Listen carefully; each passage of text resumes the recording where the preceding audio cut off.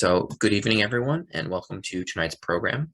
This is our last late night program in this series that's being taught by technology instructor Carlos Galeana, who we were delighted to have teach two classes previous to this one on Microsoft PowerPoint and Canva, which you can watch on the New Canaan Library YouTube channel if you missed those and you're interested. Carlos today will be giving us an introduction to Microsoft Excel. And now, without any further ado, I'm going to hand it over to Carlos. Carlos, thank you again for being here and thank you for teaching these programs. The floor is yours. Thanks, James. Thanks for having me once again. So this is really great. Today we're going to talk about Excel and really want to take it from a really like an introductory beginner level and really go further along to perhaps a more intermediate level. So we'll have a lot of demonstration here today. I also have a lot of resources for you to explore after class. So you'll get a copy of a slideshow and also a resource list, and that contains access to videos on YouTube of some of the best Excel instructors that I have found online. Also templates and articles and keyboard shortcuts. So if you're further along, you can access that content. If you're at the beginner level, that content would also be helpful for you. All right, so I'm going to go ahead and share my screen. We're going to have like 3 sections in our presentation today. The first section is a general overview of Excel. The middle section, the second section, is more of a demonstration. And then the final section is more focused on templates and the resources that I shared moments ago. So let me go ahead and share my screen. So the exciting thing is that you can use Excel for free online. You don't have to purchase the complete Microsoft 365 license. If you're using Excel at school or at work or at home, you might have like a premium version. What I'm going to be demonstrating is going to be somewhat similar to all those functions and features. You can use any computer you want. So you can use a Mac, Linux computer, Chromebook, Windows computer. You can also use your iPhone and your iPad and your Android device to do Excel spreadsheets. So to use Excel for free, all you have to do is create a Microsoft account. That could be your Outlook or your Hotmail account or your Live account. If you don't have one, just go to outlook.com and then you can create a free account. If you do have an account, you could just do sign in, or you can go to office.com and create your own account. I personally like to go to outlook.com because then it gives me a chance to sign in, check my email, and then go to my tasks. So once I log in with my account, it looks something like this. You'll see that I got my email here, and then I can go to my trash or my inbox and take care of my tasks for the day. And then I could go on to my calendar if I like. Here's Microsoft Word that I can use for free. Here's Excel for free, PowerPoint. Here's the app launcher, these little 9 dots up here next to the Outlook logo. If you're familiar with Google Drive and Google Docs and Google Sheets, it has this kind of a similar layout. It's on the left, while the Google applications are on the right.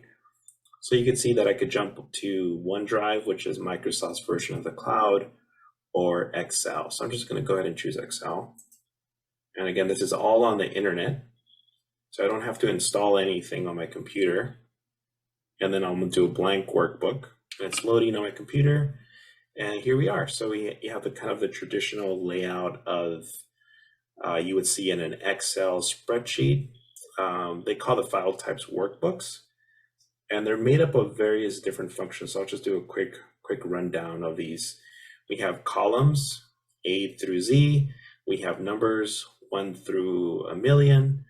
Let me show you some examples to kind of help me remember. So when I think of rows, I always think about the movie theater rows side to side. And when I think about columns, I'm always thinking about like the Greek and Roman structures up and down. Each little box here is where you can actually type information, whether that's text or numbers.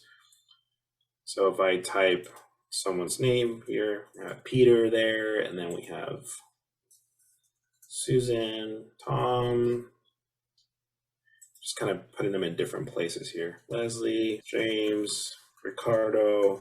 So they're all in different places. And if I click on Peter, it tells me that Peter is in D7. And it tells me right there, this is called the name box, so D7. and this is where he is situated at.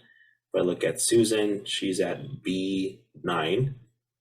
And this analogy is very similar to what you would experience if you were going to like a concert, right? And you had a ticket and it told you you're seated at such and such row, at such and such seat.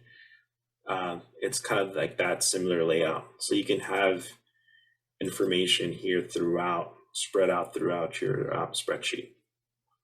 If I click on column A, where Tom and Ricardo are situated, it selects all these entire little boxes here. And I could give it a color. So here's a little paint bucket. Give it a color, do yellow. And then where Susan's at, I could do the drop down and choose a different color. I'm just clicking on C, just choosing different colors here. And whenever you watch this recording, you can follow my steps. Hope you'd be a little bit more familiar with Excel. There we go. So we got different colors. It kind of looks like a popsicle, right? And if I do a right click, I get some choices here. Right click on my mouse or right click on your trackpad. I could do insert, and here's where I can insert sheets, sheet rows, sheet columns, cells, and shift right, cells, and shift down. If you're kind of like not sure what that means, having these color layouts could kind of help you figure that out. So I'll do C8, right click, insert, column. And what it does, it basically copies the previous layout, and now I have two red ones. If I'm where Susan's at, she's at B9, right click, insert. I'll do shift cells and shift down. I'll do that. So now she is in B10. Previously she was at B9. Let's do Ricardo. Right click, insert, cells, and shift right. And you could see that it really moved everything that was previously there to the right. And you can see that the patterns are changing as well.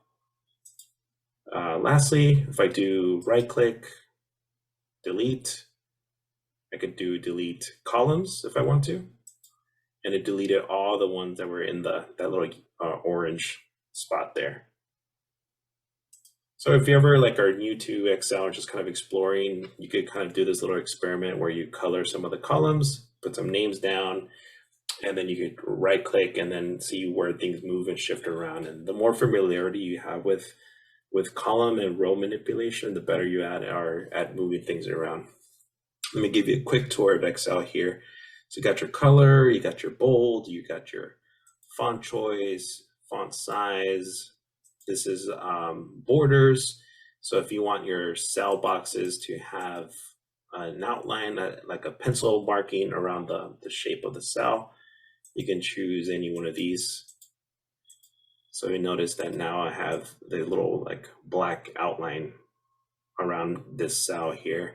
If I was to print this out, I would just see color, and then only these little two boxes here would have the black outline. So if I want all of them to have the black outline, I would just select, click and hold. I'm just clicking and holding kind of in the middle. See my mouse cursor, it's this big white plus symbol. And I'm just going to do hold and then choose all outline, all borders. Now they all have like a little outline in each box. Here's some more functions. Here's where you can merge cells. So you can have like a header. Here's where you can have dollar amounts, formatting as a table, the formula button. We'll get into that. We have more options up here. So I'll just quickly go through these little tabs. Insert, this is where I can work with charts, pivot tables. Draw, you can add like annotations on here. Page layout, it's kind of helping you with the printing aspect of it. Formulas, this helps you get a little bit more advanced with formulas. Today we'll do like a basic formula, and then I'll do like, I'll show you how you can do one of your own formulas, type them up manually. Data, some more resources here regarding the type of information you're putting in. review, spell check, view how the spreadsheet is being viewed. There's a help page. And as I make all these changes to my spreadsheet, it's saving to OneDrive. And OneDrive is Microsoft's version of the cloud. So if I click here and then type, say, practice, and then press return or enter on my keyboard, now it's saved, and I can make another change and it saves it automatically to OneDrive. Over here, there's a share component, so I can share. So this means that if I'm working with a coworker of mine, I could share the spreadsheet with them, and then they could go in here and they can make edits. The pencil is an indicator that it's an edit function. It means that they can edit and make changes to it. The pencil with the slash means view only, so they can view it, they can analyze information, but they can't make direct edits to it. Since I'm using the free personal at-home version, these are my abilities to work on in terms of anyone with the link could get in here and view my spreadsheet or edit it if I so desire to share that. Or I could share it with specific people. So like my coworker or my friend at school, I could choose them, and then I could apply, and I could just type in their email and then send it to them that way. I could also do expiration date if I like. So that is part of the kind of a premium function, but that one, it gives you the chance to set limits to how long you want people to be editing the spreadsheet. I'm going to do cancel. If I do file, it brings you back to like just the traditional file menu that you would see on Excel on the desktop. You can go info, and here if you go to version history, you could see who made the changes. In this case, it's only me, but if you ever share a spreadsheet and someone accidentally deleted a section, you can restore a previous version of it, or you could at least find out who might have removed that information for you. Lastly, if you have the desktop version, which is the paid version of Excel, and you're working on it online, like so you can see here, you can also work on it on the desktop. All you have to do is do editing and then choose open in desktop app. And then what happens, this project that I'm working on opens up automatically on my desktop. All I have to do is just make sure I'm saving it, and then it saves it back to OneDrive. And then the changes that I make on the desktop app reflect on this version of Excel. So you don't have to do file, save as, and then download a copy to your computer, or save an attachment to an email and then send it that way. You could just either edit on the desktop app, or you can share, and then you could copy the link, and then you can email it to that person. So you don't have to really worry about attaching different files in an email or anything like that. And that's just kind of a general overview of Excel. Looks like there's a question there. Yes, we have a question as to what version of Excel this is, because there are many versions of it. So which version is the one that you are currently teaching? Yeah, I'm using Excel Online, which is part of Microsoft 365. There's been previous versions of Excel in the past, like 2010, 2013. They kind of go in every 3 years, 2016, 2019. And basically now it's just Excel 365, which is the online version of Excel. There are some differences in terms of the Excel that you would have on your home computer. However, most of the things that I'm going to be demonstrating here, you can accomplish on both aspects of it. We have another question saying, very generally, what are the most popular applications for Excel? Yeah, that's a really great question. There's a lot of variety, and I'm going to be demonstrating some of that variety here in a moment. But you can do like budgets, you can do schedules for your team, you could do planning of the big events. Basically, it's a way of having data and then having it either do a calculation or just having a list of information, so that you could do all kinds of things, and the opportunities are pretty pretty limitless if you get really creative about it. Does that answer your question? We have a question asking about how the save function works in this version of Excel. Let me go ahead and do so as I make changes on here, it's auto saving. It has this little function here, save to OneDrive. There's also a file function here that I could do file save as, but that's just simply giving me the chance to save a copy to my computer. That's useful in case you wanted to put it on a flash drive, but you really don't need to worry too much about that because you're just everything's being saved to OneDrive. And to get to OneDrive, all you have to do is go to outlook.com or office.com, log in with your Microsoft account. Once you log in, it looks something like this. I'm using outlook.com. After that, you go to the 9 dots, and then there's a OneDrive, the big picture of a cloud there. You can do a left click, and then you can open up your project. Anything that's brand new has a little spark, so you can see that there's this one that I did about 5 minutes ago. And here it is. And I can get back to work on it. I could take out my friend James here. I could just delete and backspace, and then I could just close. I don't have to save it. And then if I go back into it, you'll see that James is gone. So I could just make changes. I don't have to worry about file save or anything like that because it's saved automatically to OneDrive. All right, I'm gonna go ahead and just do a couple of demonstrations here. Oh, it looks like there's one more question. Do you mind reading that one more question? Then I'll do the demonstration. So can you work on a spreadsheet on your PC? If you work on a spreadsheet on your PC desktop and save it, can you open it with another device or like an iPad? Yeah, as long as you're saving it to OneDrive, that would be the way to do it. So you can, if you install the OneDrive app on your phone or your iPad in this case, and then you can also install the Office app. The Office app has this big boxy kind of O icon. You install that, and then you can access your spreadsheet on a different device. But you want to make sure you're doing File and then Save As. It tells you what location you want to save it at, and then just make sure you're choosing OneDrive and make sure you're logged into your OneDrive account. And again, you get OneDrive is just the cloud version, the internet storage of your Microsoft account, and you get 5 gigabytes for free. So that's pretty substantial in terms of documents, although it does fill up quite a bit if you start putting pictures and songs and videos on OneDrive.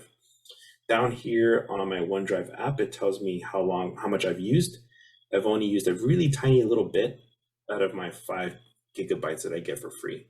And if I ever want to, I could always buy more storage and go that route if I like. And then it looks like it's, do you want to read that question? Yeah. So if they had the 365 program, can they save on that PC and open it in an Apple device?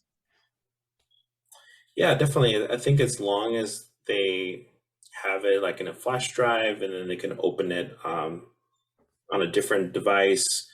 But if it's saved on your PC, like if it's saved on your desktop on your PC, in terms of opening it on your Apple device, you would need to have it saved somewhere else, like in the cloud or something like that. In this case, OneDrive. I could just save it to my computer, but it's saving there. If it's save it to my computer, it's just going to stay on my computer, and I won't really be able to work on it only on that computer. But if I keep it on Microsoft 365, all I have to do is just open the app on my iPad and then work on it there. So right now I am working on a Mac computer, and I could work on a spreadsheet here, and then I could open up my Windows computer and continue working on that same spreadsheet. I just have to make sure that I'm logged into my Microsoft account. Otherwise, I'd be using like flash drives. All right, let me go ahead and do the demonstration here. So I have a spreadsheet here. There's a couple of different examples, and I'll kind of go through some of these and some of the many things that you can do on Excel. So one of the questions is like, what can you do with Excel, right? You could do many different things. Let's see if I could show you here an example. So I have a Spanish class, and these are my students. I have a couple of them, and then these are their scores. So at 0 out of 100, these are the scores that they got. You can see that some students are doing a little bit better than some other students, but it's really hard to say who is like the top student, right? Without doing some like mental math, it's kind of hard to kind of figure that out a little bit. And you can hardly see the names of those students because their names are they're so long and they kind of go beyond the cell there. So if I do a double left click between the A and the B, column A and B, it automatically elongates it and finds that right length. And now you can see the full names. If I do a double left click between B and C, it shortens it because it's finding the exact length there of the cells there. And I'm realizing that these scores really don't mean much without more context, right? So what I need to do is I need to provide a little bit more information. So Spanish fall to 2022, that's like my heading. And I'm just going to select these cells here, B1, C1, D1, E1, and then I'm going to do the merge button. And then the merge kind of groups all of those cells together, and I could make it bold, just kind of like in Microsoft Word. I could make the font bigger. There we go. And I still need a little bit more context about like what these scores are all about. So what I'll do is I could just do a right click, and then I could do insert, and then I could do a sheet row. And now I have a new row right above my student Stephen, and I could write kind of the months. So that's September, this one's October, this one's November, and this one's December. These are the months, and then these are their scores. And it's a little bit big for me, so I could just change the font there. There we go. Now I want to find out kind of what they got, right? The scores they got. So now what I could do is there's a Autosum function. So kind of the symbol here looks like a sideways M, like Mary, and I could just do sum. And then now it's going to do anything between B3 and E3. And then I could just press enter on my keyboard, and there we go. So out of a total of 400 points, Stephen got 359 points. Okay, and you could kind of repeat the same steps for the rest of the student, but I think it's better if you do something called the pull handle. So the pull handle is this little green dot there, this little green box here that you see down there. And when I hover over it, my mouse cursor becomes this little skinny kind of crosshair black T. And then when I click and hold, I just have to pull down, and it has the same formula, so I don't have to repeat it. It just kind of does all the same addition there. And here are all the scores. So we can see that Peggy was one of my better students. And if let's say I made an error. So let's say, oh, Angela did not get 79 on December score. She got actually an 89. It does an auto correction there, and it fixes that score. Let's do one more. Oh, so John did not get 80. He actually got a 90, and it does an auto correction there. Let's say I wanted to add extra credit. Everyone did an extra credit assignment, and they got 10 points in their extra credit assignment. I want to add it to these scores here. So I could click here, this empty box, and then I could just do a right click, insert a new column, and I have a new kind of slot here. So I'll just call it EC, extra credit, and then I'll just do a 10. And if I use a pull handle again, I can go ahead and just kind of follow that pattern. But the scores didn't change. Now the scores didn't change because it's only adding things between B3 and E3. And I know that because it tells me the formulas up here. Equal, sum, parentheses, B3, and anything in between B3 and E3, and then close parentheses. So what I need to do is I need to make a change on that formula, and I can just change the E and delete, and then type F, and then press enter on my keyboard, and then I have the new score.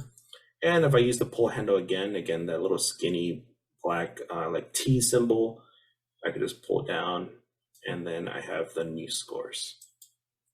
And if I want to give this a little bit of color, I could just go to the paint bucket again, give it a color, and then I could choose different colors for these. And that's just basic. This is how you could do the basic addition of scores. And again, if you ever forget something, just do a right click, insert a column or a row, and then it gives you a new opportunity to add a new student or a new score on there. And let me show you a different example, and then I'll pause. So here's another example. So this one is, I'm doing like a fundraiser, and I'm selling some Italian themed dishes for my fundraiser, and it's only for like 2 days. So what I'm gonna go ahead and do is I have a couple of things already laid out. So kind of like the previous example, I have my dishes here on the side, and then I have quantities that are empty, and then the price amounts. So I'm going to click and hold, and I'm just going to go to D1, and I'm going to merge again. And then I could, just do any styling that I want. And then I could do a double left click. There we go. And then for today, I sold 15 lasagna dishes. For today, I sold 21 ravioli. Spaghetti was a big one, so 35. Salad, 25. If I press enter, it takes me back down to the bottom. Pizza slices and tiramisu, 11. Now the prices are going to be different for each one. So for the lasagna, I'll do $6.99. Then again, if I press enter, it takes me down to the next cell there. All right, so these are my dollar amounts. And again, it's still kind of hard to figure out which one was the most kind of profitable dish, right? So if I click on column C, there we go. And then I click on the dollar sign, there's a little dollar sign here.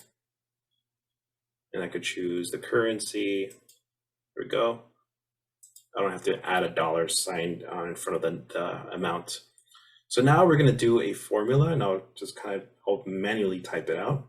So what I wanna figure out is 15 times $6.99 equals a certain amount. And what is that amount? I'm not entirely sure right now. So what I wanna do is equals, I'm clicking on this thing called the formula bar, this long white rectangle. It gives me a chance to just type there, equals, and then parentheses, which would be shift number 9 on your keyboard. And it looks like a sad face. And then the first value that I want in there is going to be B3. So just do B3, which is 15. And then I'm going to do shift key and number 8. And that's the asterisk symbol. The asterisk symbol represents multiplication. So you don't want to type X because it's going to think it's letter X. Do the asterisk, which is shift 8. And then you're going to want to do C3. And then close parentheses, which is shift 0.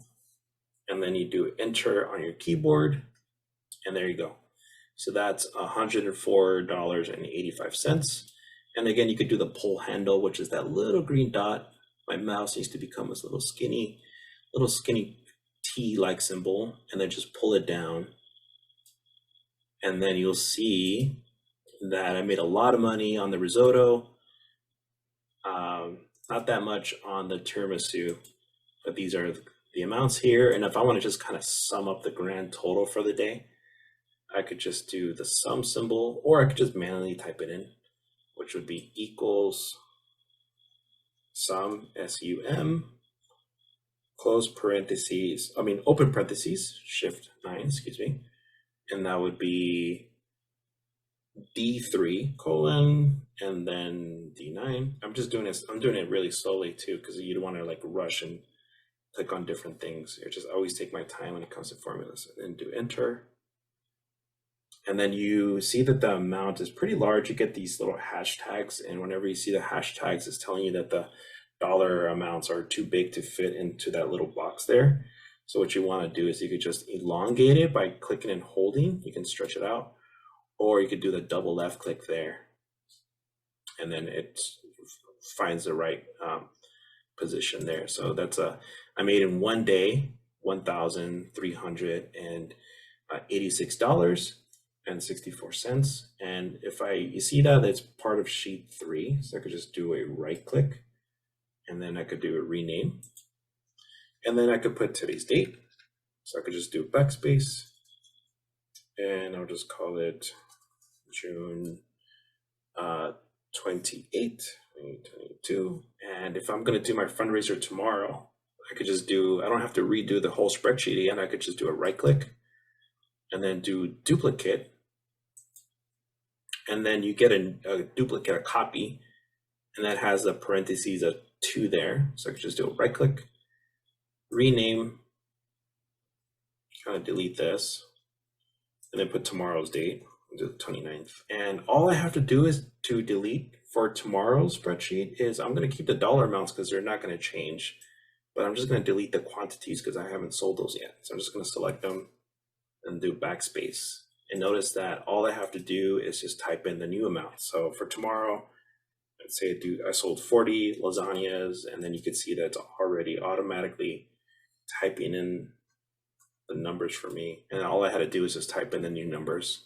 And if you click and hold, you could rearrange these little tabs here. You can change the positions. You could do a right click, and then you could change the color. So you could do red color if you want, or you can do right click, do yellow color. That could kind of help you keep track of the different tabs. This is really good if you're running like a schedule or a project. You can kind of keep track and use color themes, and that way your team members can kind of like look and see, click on different things. All right, I'll pause here. Looks like there's a question. Yeah, so this question is, can you just repeat how you did the formula for the sum of the total sale? All right, so to do that, all you have to do is just get your figures here, and I'm just kind of going down here to this bottom row. You can choose it to have it a little bit further down. Some people like to have a little bit of separation there. But all you have to do is you could manually type it in, or you could just do Autosum, which is that little sideways M. There we go. And then it automatically kind of groups them for you there. And then all you have to do is confirm that you're happy with that. Just press enter. And what it's grabbing is anything in these beaded blue areas. In this case, it's D3 and then D9, anything in between that blue kind of shaded area. And if I'm happy with that, all I have to do is press enter, and then there's my amount. I could also manually type it in. So I could just click up here in the formula bar, and that's what I did, was equals sum, SUM. And this is Excel giving you the suggestions, these starting points. It's doing the work for you there in that sense. And then open parentheses, which is Shift 9 on your keyboard, and then you can do D3, right? And then the colon, and then D9, and then close parentheses. And there we go. And that's how you get the amount. So there's 2 ways. There's that way, and then you can do the easy way, which is the Autosum. And here's some other functions too, averages as well. So if I went back to my previous example of my students, I could calculate the average score that I've gotten. So for example, if I go here to September, I could do the drop down and do average. So on average, my students got an 87. And then I could just do the pull handle again. I don't have to keep typing out that formula. I could just pull to the right this time. There we go. On average, my students got about 365 points out of 400. And again, if I made a mistake, let's say it was Peggy did not get 87, she got an 87, it auto fixes the formula there, the amount there, because the formula is this right here. All right, in my next example, I have a list. So I'm scheduling a wedding. And so you could do a lot of fun things. You could do like, money stuff, but you can also do list. In this case, I have a wedding. These are all the people that are possibly coming to my wedding. I have a wedding guest list. These are their names. And again, you can just stretch out the columns, and you can just do a double left click, and then double left click, and then double left click, and there we go. So we have a wedding guest list. I'm just going to merge this. Here we go. And then they're all here, but we don't know if they're confirmed or if they have dietary restrictions. So we need to kind of sort all that information out. So what you could do is you could type it in. You could say confirmed yes, and then you could say, vegan, and so on and so on. You could just kind of type if they're confirmed or if they have a certain dietary restriction. Or you can do something called like an autofill your data. So it kind of like forces you to choose an option. So that's kind of where this function comes in. It's called data, little data tab. And then you can go to data validation, and then it tells you any value.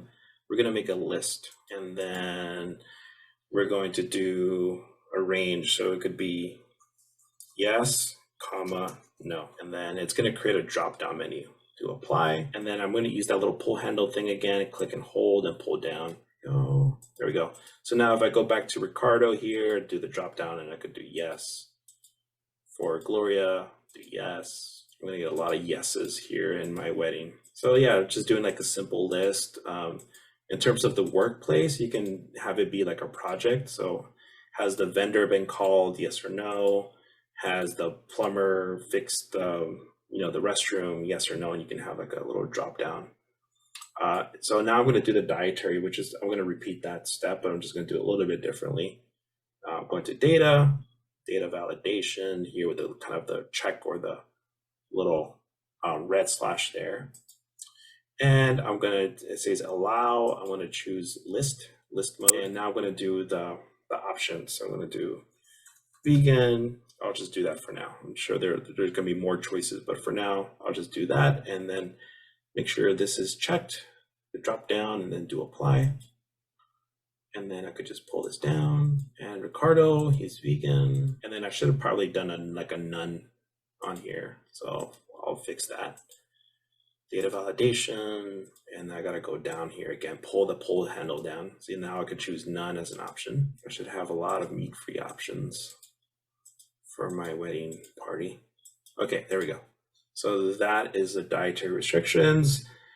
And that doesn't help me that much, because if I had like 100 people coming or different things, it could be a little unwieldy. So then what I could do is I could just press the home tab and then click my project, which is from A1 through C14. And then I could give it a different style here. I could change the color of it if I want to. And then I could do a kind of like they're called tables, and then I could choose a different layout. So there's these darker colors, these medium colors, and it helps the lighter colors. The darker colors are always harder when you're printing them. You would have to need like a really good printer. So I would suggest just kind of sticking to the medium or the light tone. So I'm just going to go ahead and choose medium. And then my table does have a header. I'm going to do OK. There we go. So now I have a table, and this is going to help me be a little bit more strategic, because then I can go here and then I can check off, let's see, I'll do no's, I'll check off, and I just want the yeses. So this can help me kind of like plan out who's coming and be a little bit more strategic about what type of food options I can have. If I want to, I could also just check all of them and then just check the vegan ones only and then do apply. So out of everybody who's coming, only Ricardo and Gustavo are going to need vegan options for them. And that's what the table does. It helps you sort data and just remove. Actually, I'm not removing, I'm just simply hiding them. Because if I do apply all, select all and apply, all the options are coming back.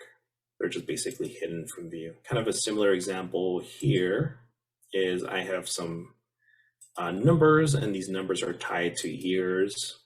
So you can see that the amounts are steadily increasing. And if I wanted to display this in a type of chart format, I could just select it. And then I would want to create a table. And then I could choose this one if I want. And then, yep, my table has a header. There we go. And then if I wanted to create a chart, I could just do insert, choose one of these chart options. For this example, I'll probably use a bar graph. So I'll choose this one. There we go. And if I double click on it, you get this like tool here where you can make some modifications. You could change the way the color is. You could change the name of it. You could change the name of the title. Right now it's called title chart. The number of tigers in China. And that's the name of my project. And then you kind of move it around. You can copy it. And then you can paste it on a Word document or a report if you like. And that's kind of how you can, that's like a really basic way for you to do a chart. So I'll stop sharing. Any questions or comments before we move on to templates? We've only got about 10 minutes left or so for the program. Yeah, let me let's do that one question that's on the chat, and then we'll go to the templates. I'll answer this one. I'll send a text to this one. You can move on. Okay, great. So let me just share some tips here with you all. So I'm kind of here on my conclusion area. So one of the resources you're going to get is this article that I think is really important, is that when we're talking about money and profits and losses, we tend to use the green colors and the red colors. So green being good, red being bad. But if someone in your audience is colorblind, they're not going to be able to see that difference as you would have probably have intended them to see that. So what they would see is, if you're creating a spreadsheet that looks something like this, what they see is something that looks like that. So just be really mindful about the colors that you're using in terms of your spreadsheets. A good example is this bottom one here, to only use one color. So if you're going to use something for good, just have like 1 second singular color, which would be blue or green. But don't try to use colors as a way to convey difference. So just kind of keep that in mind as you create spreadsheets. To access templates, so templates are like pre-made spreadsheets for you. One analogy that you could think of is, you bite something and you're like tasting all the flavors, and you're like, wow, I could tell they used a lot of cinnamon, or a lot of maybe applesauce, or maybe they used a certain type of sugar, or what have you, because you're kind of tasting it and you're trying to like experience all the things, right? Or you look at the recipe and you'll see everything that they used. A template, it's like that, because when you click on it, it's kind of pre-made for you, and then you get a chance to kind of dissect and figure out what they used and how they did it.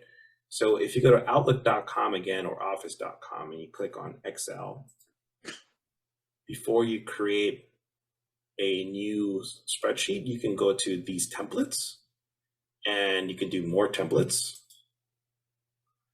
And these are all so many templates that you can use. So there's a timesheet, there's a list format, there's a schedule format, there is like a budget organizer, sales tracker, gift planner, and you could adapt them. You could change the words on here. So let's just do this one called travel expenses, and I click on it, and it's preloading for me, and there it's already done for me. So if I don't want this, I could just change this to class expenses, and then I could change the font, I could change the way it looks. right? It's all been pre-made. And then if I click here, you could see the formula there, and I could type things, and then I could do a right click and then insert new row, right? So I get a new section, and then I could do a drop down and just kind of figure it out from there. Once you have the basics of Excel, you could just work from a template, and then you could just make changes. These rows are kind of wide, so you could just make them a little bit more narrower. You could tighten it up a little bit by clicking and holding and moving up a little bit. So yeah, making them a little bit tighter. You can do anything you want with it. And this is a really great way to get inspiration on how you would want to create a spreadsheet. And there's so many of them out there in that resource list that I'm going to share with you. You'll see that. So let me give you a quick tour of that spreadsheet here really fast. I'm sorry, that slideshow. So here is a slideshow I created for you all. It's called Excel Essentials. And if you scroll down, it gives you some information about Excel, the version for free that I was demonstrating here, Excel Online, parts of a spreadsheet, what's a column, what's a row, functions, presenting information, the cloud, downloading the apps on your phone. So you could, again, get the Edge app or the OneDrive app or the Office app, and you can do similar work on your phone. It's just harder because of the smaller screen, so you may want to get like a stylus pen. Here's the resource list. So at the library, if you search for Excel, you can check out an ebook or a regular book on Excel. You can also get Excel training, going to the library website, going to the research section, and then going to Learning Express. And there's a whole bunch of courses you can take on Excel, from Excel 2007 to Excel 2010, 2013, 2016, 2019. So if you're looking for something that is more tuned in with the version of Excel you have at home, you can take a course there. And then here are all the cool resources that I gathered for you all. There's the training library from Microsoft. They have short videos. Here's cheat sheets that you can download for free. You can go to the Goodwill Community Foundation and get an Excel course for free online. You don't have to register or pay for anything. Here's some articles. So keyboard shortcuts, pivot tables, not using the green, yellow, red color scheme that I highlighted earlier, basic formulas, the difference between the online version that I demonstrated and the desktop version. Some videos, so Excel for beginners, 31 minutes, or 20 minutes if you have some tips and tricks. Using macros, that's 10 minutes, and you can get all these resources here on the video list. Lastly, if I already have a spreadsheet on my computer and I want to work on it on the web, I'll show you how to do that. So going back on my computer, on my internet, here on Outlook.com, I would want to go to OneDrive, 9 dots, OneDrive. Here are my previous projects that I've been working on for the past 40 minutes. I want to do upload and then do files, and it's going to look in my computer. And then here is my spreadsheet that I have on my computer. I want to do open and then just wait. Now it's uploading it. And there it is. So here's my project. Now I can work on it on Excel here on the computer. And I could just change information and work on that data. Okay, it looks like we've got time for maybe one or two quick questions. So the document that Carlos just showed you, just answering a question from the chat, I'll be sending that to the emails that you were using to register for this program. So immediately after the program ends, I'll send that email out and it should hit your inbox. Okay, it looks like there aren't any questions. So I just want to thank you, Carlos, for all of the programs that you taught for us. There were 3 incredible programs. And I just want to remind everyone that this program, as well as the other 2 programs that Carlos taught, are available to view, or the previous 2 are available right now to view on the New Canaan Library YouTube channel. And this program will be uploaded to that YouTube channel in 1 or 2 weeks. So if you feel like you missed something or you forgot something, you can go back and revisit that. Carlos, thank you again. That was an incredible program, and we love to have you here. Thank you, James. Thanks, everybody. Have a good evening. Good evening, everyone.